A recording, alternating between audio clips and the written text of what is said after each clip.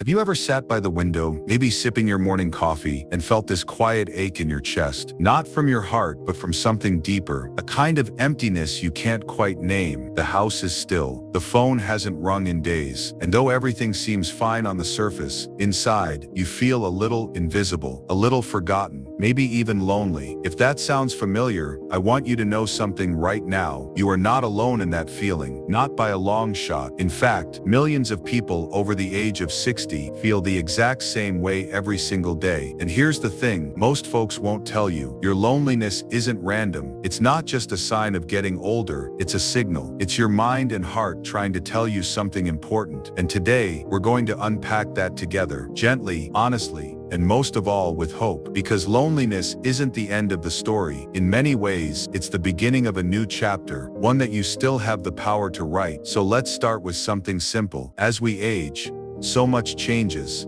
Our routines, our roles, even the people around us. Retirement, loss of a spouse or friends, kids moving away, health limitations. They all create space in our lives where connection used to live. And in that space, if we're not careful, loneliness can take root. But here's what most people don't realize. Loneliness doesn't start in the silence of your home. It often starts with the habits that slip away without us noticing. Let me ask you this. When was the last time you drank a full glass of water as soon as you woke up? I know it might sound unrelated, but bear with me. That first glass of water in the morning does more than just hydrate you. It tells your body, I care about you. After hours of sleep, your body is dehydrated, and that simple act of rehydration wakes up your system. It kickstarts your energy, helps flush out toxins, and more importantly, sets a tone of care and attention for the day. And when you start your day with care, you're more likely to extend that care to other areas of your life, your thoughts, your movement, your connection to others. It's a small habit, but it's powerful, and it's one of the easiest to start doing today. The second small shift, movement. Now I'm not talking about joining a gym or running laps. I'm talking about gentle, intentional movement. Maybe it's walking down your block and feeling the air on your face. Maybe it's stretching your arms overhead and rotating your neck side to side. Or maybe it's swaying to music in your living room. Whatever it looks like, movement reminds your body that it's still alive, still capable, still worthy of attention. And here's the secret. Movement doesn't just improve your physical health, it affects your mood. It releases endorphins, those natural feel-good chemicals in your brain. Even 5 or 10 minutes can shift how you feel for the rest of the day. That shift is important because loneliness often comes with a silent weight, a sluggishness in the mind and body that makes it harder to reach out, to do something different, to change the pattern. But once you move, just a little, you start to break that cycle. Now I want to share something that might surprise you. Research shows that loneliness can be as harmful to your health as smoking 15 cigarettes a day. Think about that for a moment. That's how serious this is. And yet we treat loneliness like a passing feeling, something we're supposed to just get used to as we get older. But you shouldn't, because you deserve better. You see, loneliness isn't a weakness, it's a signal. It's your soul saying, hey, I still need connection, I still need purpose, I still want to feel seen. And that desire, that need, it doesn't disappear with age. If anything, it becomes more important. Now let me ask you something a little deeper. When was the last time you reached out to someone first? A friend, a family member, even a neighbor. I know it's not always easy. Maybe you worry you'll be bothering them. Maybe you tell yourself they're too busy, or that they haven't called in a while, so they probably don't want to hear from you. But here's the truth. People are lonely on both ends. Everyone's waiting for someone else to make the first move. And the longer we wait, the deeper that silence becomes. So I want to challenge you, gently, to be the one who makes the move this week. Maybe it's a phone call, maybe it's writing a letter, maybe it's just stepping out your front door and saying hello to someone walking by. It doesn't have to be grand, but it has to be real. That's what connection is, small real moments shared with another human being. And when you plant those seeds, something beautiful starts to grow. Now we've talked about hydration, movement, and reaching out. Simple things, but powerful. And here's what ties them all together. They bring you back to life. Not just physically, but emotionally, mentally, spiritually. They say, I'm still here. I still matter. And let me tell you, you do matter. Deeply. You're not invisible. You're not forgotten. You're just in a new season of life, and it requires new rhythms. But those rhythms can still be joyful, still be rich, still be full of connection, if we take that first step. So let's start rebuilding together, because your loneliness isn't random. It's not a punishment, it's a message. And starting today, we're going to listen to that message, not with fear, but with strength and love, because there's more life in you than you think, and more people waiting to connect with you than you know. And now that we've talked about how to gently restore the body and spark a little movement in your day, I want to take things a step deeper, because while our body needs care, our mind needs just as much attention, especially as we grow older. Memory, focus, clarity, they all begin to shift over time. But here's the good news.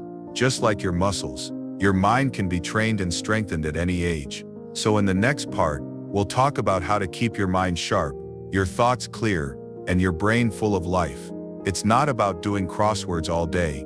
It's about unlocking the incredible mental strength that still lives inside you. Let's dive into that next. Have you ever walked into a room and forgotten why you went in there? Or started a story, only to lose your train of thought halfway through? You're not alone, and you're not losing your mind either. These moments, while frustrating, are part of the natural aging process. But here's the good news. You can fight back. Your mind, just like your body, thrives on care, attention, and a little bit of challenge. You see, loneliness isn't just about being physically alone. It's often rooted in mental fatigue, in the silent disconnection we feel when our minds are no longer as sharp or stimulated as they once were. When our mental energy fades, so does our sense of connection to ourselves, to others, and to the world around us. Let me tell you something powerful. The brain doesn't stop growing. Even in your 60s, 70s, or 80s, your mind can create new connections, learn new things, and rediscover clarity. It just needs the right environment. Think of your brain like a garden. If you leave it unattended, weeds grow. But if you nurture it, water it, give it sunlight and care, beautiful things begin to bloom. So let's start with something simple but incredibly effective: mental exercises. Now, I'm not talking about cramming for a test or learning rocket science. I'm talking about keeping your brain active through small daily challenges. Try puzzles, crosswords, or even reading a chapter of a book every night. Better yet, learn something new, something you've always wanted to try, a language, an instrument, even how to use your smartphone better. These mental sparks do more than keep boredom at bay. They stimulate the brain's plasticity, its natural ability to adapt and grow. You might be surprised how quickly your confidence comes back. Suddenly your mind feels clearer, conversations flow easier. You remember names, places, stories, and people start noticing. You become more engaged, more alert, more alive. And in that aliveness, loneliness begins to lose its grip. Now, let's talk about something we all crave. Connection. Human connection is a form of mental nutrition. It feeds the soul, yes, but it also fuels the mind. A 10-minute conversation with a friend, a laugh with your neighbor, or even a heartfelt chat with your grandchild can light up parts of your brain that lie dormant when you're alone too often. Staying socially active isn't just about feeling included, it's about staying sharp. Studies show that people who regularly interact with others have a lower risk of cognitive decline. Think of that. Just by staying connected, you're keeping your mind younger. You're not just fighting loneliness, you're building mental strength. But I know it's not always easy to be social. Friends move away. Family gets busy. Some days it's tempting to retreat into silence. But I promise you, even small acts make a difference. Join a club, volunteer once a week, attend a local community center event or a group exercise class. And if mobility or distance is an issue, start with something as simple as a phone call, one connection, one step forward. And let's not forget the quiet enemy of mental sharpness: routine. Doing the same things every day, in the same way, without variation, it may feel comfortable, but it slowly dulls your mental edge. The brain loves novelty. So switch things up. Take a different route on your walk. Rearrange your furniture. Try cooking a new recipe. Even these tiny shifts send signals to the brain that say, wake up, pay attention, let's grow. You're not at the end of your learning journey, far from it. In many ways, this stage of life is the most powerful. Why? Because now you have wisdom, you have time, and you have a deeper sense of what really matters. Your mind isn't meant to slow down, it's meant to evolve. And that evolution isn't just about facts and memory, it's about purpose. When your mind is engaged, your spirit lifts, you feel useful, you feel valuable, and that's the real cure for loneliness. When you feel like you still matter, like you're still a student of life, not just a spectator, something shifts inside you. You stand taller, you smile more, you sleep better, you wake up with curiosity, with a question in your heart instead of a sigh. So what's one thing you can do today to sharpen your mind? Choose just one. A puzzle, a call, a short journal entry. Don't wait for motivation. Create momentum, because momentum turns into habit, and habit turns into transformation. And this transformation doesn't happen overnight. But the more you challenge your mind, the more you stay present. The more you stay present, the more your life opens up. You notice things again. You feel things more deeply. That dull ache of isolation begins to lift, and in its place is something brighter. Hope. Now that we've explored ways to strengthen your mind and reconnect with your inner spark, let's talk about the other side of the coin, your emotional well-being. Because even with a sharp mind, the heart can still feel heavy. In the next part, we'll look at how to nourish your emotions, care for your inner world, and rediscover joy, even in the quiet moments. There's a kind of loneliness that doesn't show on the outside. You can be surrounded by people at the grocery store, on the bus, even in your own home, and still feel invisible, still feel empty. It's not just a lack of company, it's a lack of being seen, a lack of being felt. But here's the truth you may have forgotten. You matter deeply, not because of what you do for others, not because of how much you've accomplished, but simply because you exist. And that's enough. Too often, especially as we grow older, we stop putting ourselves first. We take care of everyone else, children, spouses, neighbors, but when the dust settles and the house is quiet, we forget how to take care of us. That's where emotional loneliness creeps in, not from absence, but from abandonment of self. So let's begin again. What does it mean to truly care for yourself? Not in the rushed surface-level way, but in the slow, sacred, intentional way. It begins with one simple act: listening to your emotions, not brushing them off, not pushing them down, just listening. Giving yourself the same compassion you'd offer a loved one. That sadness you feel, it's not weakness, it's a signal. That longing, that's your heart reminding you it still wants to love, still wants to connect, still wants to feel alive. It's time to stop numbing and start nurturing. Take 10 minutes today, just 10, to sit in silence and ask yourself, what do I need right now? Maybe it's rest, maybe it's a walk in nature, maybe it's music, maybe it's tears. That's okay. Whatever the answer is, honor it. That's self-care, not candles or creams, but truth. And speak kindly to yourself. Do you know how many years your heart has carried you through? How many storms it survived? You deserve gentle words, not guilt, not shame, just love, real love, starting from within. Try writing yourself a letter. Not a list of things you wish you had done better, but a letter of gratitude to yourself. Thank your hands for all they've built. Thank your feet for all the miles they've walked. Thank your soul for staying kind even when life wasn't. You are your own oldest friend. Don't forget that. And here's something powerful: joy is not reserved for the young. You still have access to awe, to wonder, to laughter that makes your belly shake, but you must allow it. Seek it, create space for it. Watch a sunset without rushing. Dance to a song you used to love. Watch a silly movie.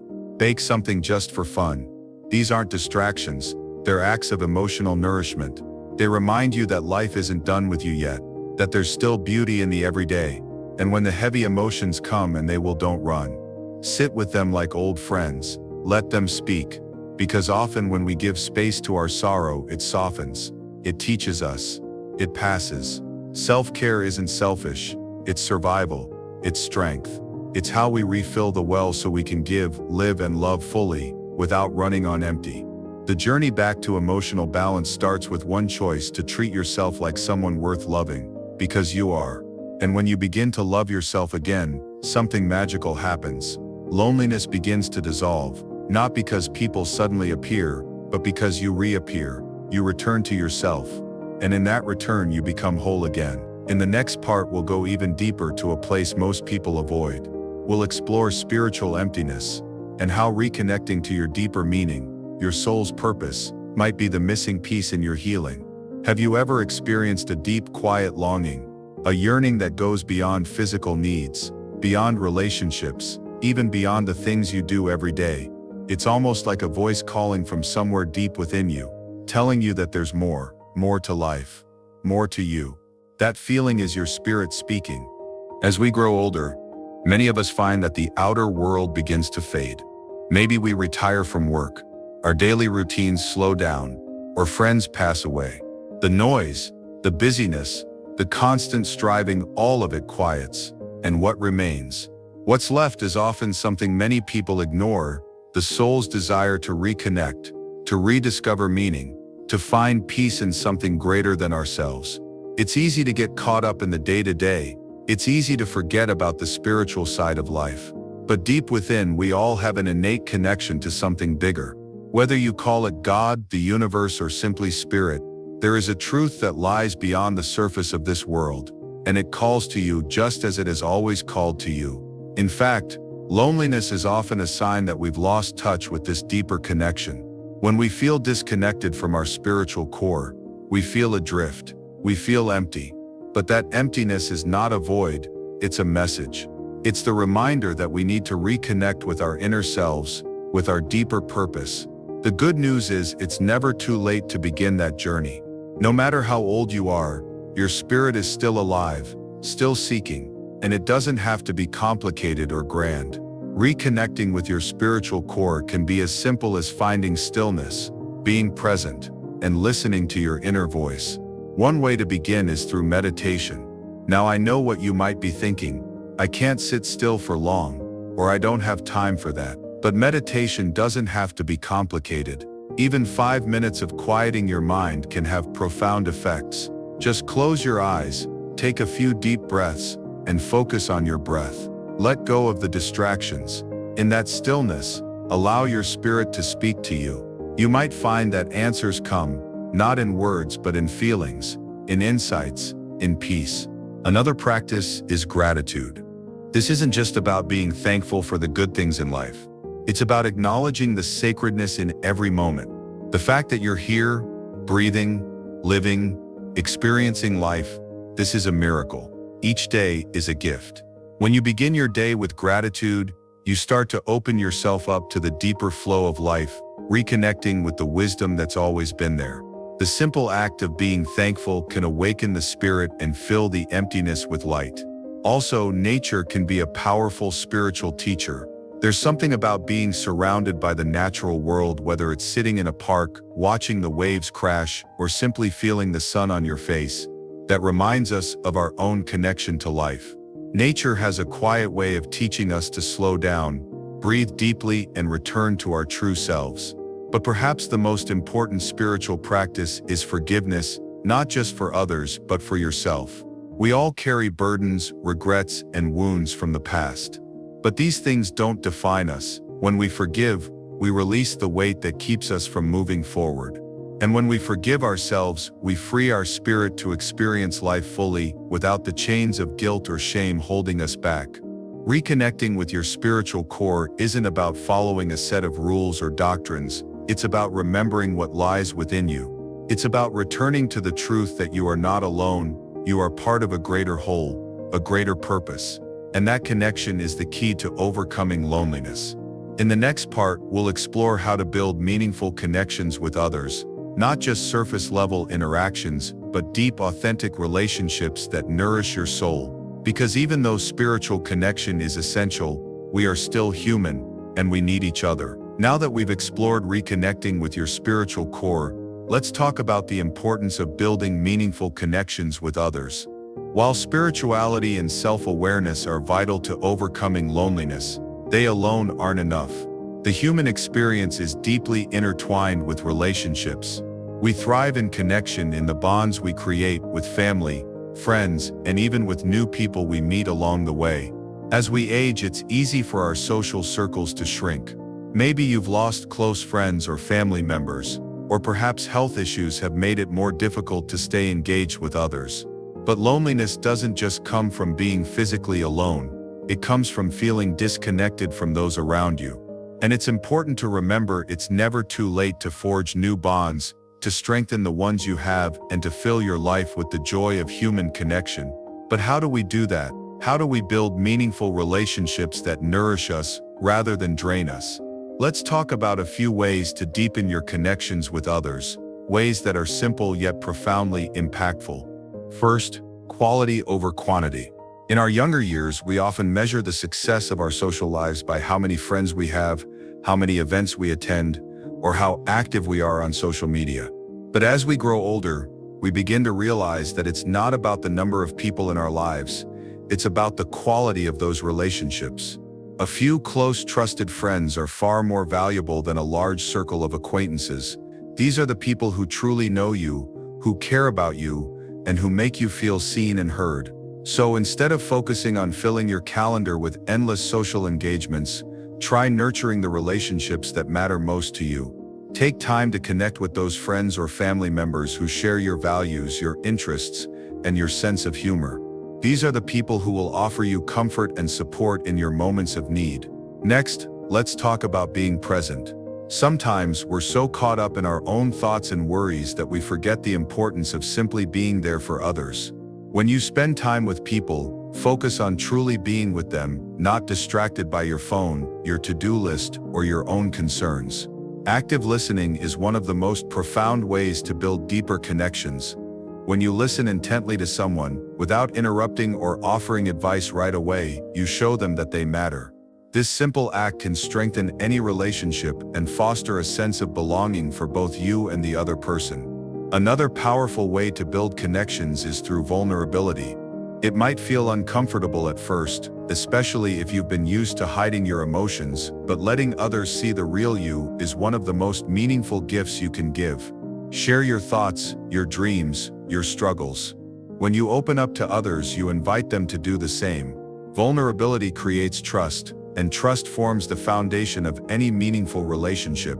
But building connections isn't just about deepening existing friendships, it's also about being open to new relationships. If you feel like your social circle has become too small, or if you're missing the energy of meeting new people, it's time to step outside your comfort zone.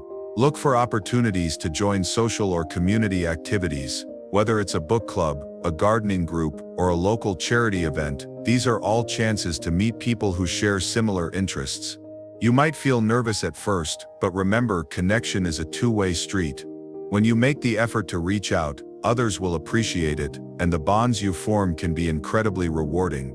Lastly, we can't forget the power of volunteering. Helping others is a profound way to combat loneliness, because when you give of yourself, you receive in return. Volunteering brings you into contact with people who care about the same causes, and it can fill your heart with purpose. Whether it's helping at a local food bank, assisting in a hospital, or simply offering your time to someone in need, giving back creates a sense of community and fulfillment. Remember, meaningful connections aren't about being surrounded by people constantly. It's about being surrounded by the right people, those who lift you up, who see you for who you truly are, and who make you feel valued. As you continue to cultivate these deep, authentic relationships, you'll find that the loneliness you've been feeling begins to fade. And even when you're physically alone, you'll never feel truly lonely, because you'll carry the love and connection of those important relationships within you. In the final part of our journey, we're going to explore the ultimate way to embrace the present and make the most of every moment. Because when you build these connections, nurture your spirit, and focus on the present, you unlock the key to a life filled with meaning, joy, and fulfillment. Let's dive into how you can make each moment count, right now, today. As we come to the final part of our journey together, it's time to focus on one of the most important aspects of life, living fully in the present. Now you might be thinking, what does that really mean? How do I embrace the present when I've experienced so much in the past, and I'm unsure of what the future holds? Let me remind you of something very important. The only moment we truly have is the one we're living right now. The past is behind us, and while we can learn from it, we can't change it. The future is uncertain, and while we can plan for it, we can't predict it. The present, however, is where life happens. It's where joy, connection, growth, and transformation all unfold. The truth is, as we age, many of us start to focus more on what's behind us or what's to come, but we forget that today, this moment is what truly matters. We get caught up in regrets about the past or anxieties about the future, but by doing so we miss the beauty of what's right in front of us. Living fully in the present doesn't mean ignoring the past or future. It means embracing the here and now with all the love, gratitude, and attention it deserves. And the best part, you have the power to do that, no matter where you are in life. So how can you start living fully in the present? Starting today. First, practice mindfulness. Mindfulness is the art of paying attention to the present moment without judgment. It's about slowing down, breathing deeply, and being aware of your surroundings. Whether you're sipping a cup of tea, walking outside, or simply sitting in your favorite chair, take a moment to notice everything around you. Feel the warmth of the sun on your face, the cool breeze in the air, or the texture of a loved one's hand in yours. When you focus on these simple sensory experiences, you begin to immerse yourself in the present moment. Mindfulness can also help you tune into your emotions and thoughts, allowing you to accept them without getting lost in them. Instead of worrying about what's next, you learn to appreciate what's right in front of you. It's a practice that can bring a deep sense of peace and contentment, no matter where you are in life. Another key to living in the present is to embrace gratitude. No matter what your life looks like right now, there's always something to be thankful for. Maybe it's a warm meal, a phone call from a loved one, or even the ability to simply breathe and be alive. Gratitude shifts your perspective. It trains your mind to focus on the positive, rather than dwelling on the things you lack or the things you can't control. Start each day by taking a moment to think about the blessings in your life, big and small. Write them down if you like, or simply reflect on them as you go about your morning routine. The act of gratitude helps ground you in the present, reminding you of all the things you have to be thankful for right now. But perhaps the most important way to live fully in the present is to take action. Action is what transforms the present moment into something meaningful. Too often we wait for the perfect time, the perfect opportunity, or the perfect circumstances to do something. But the truth is, there's no such thing as the perfect moment. The perfect moment is right now. Is there something you've been putting off?